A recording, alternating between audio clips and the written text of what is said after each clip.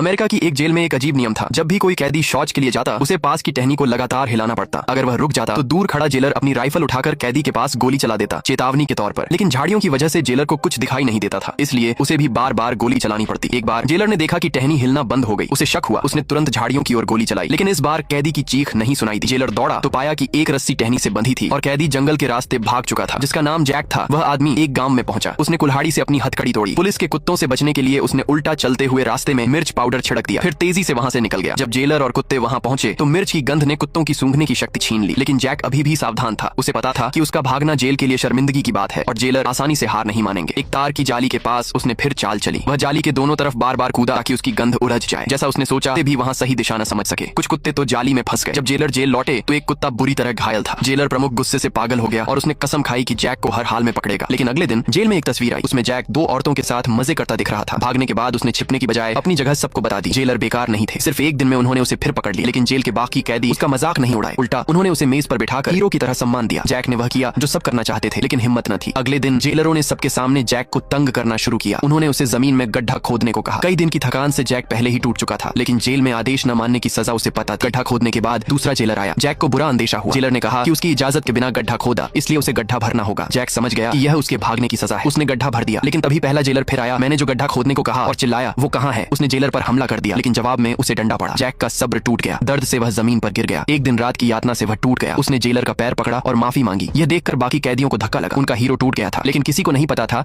कि यह जैक की चाल थी।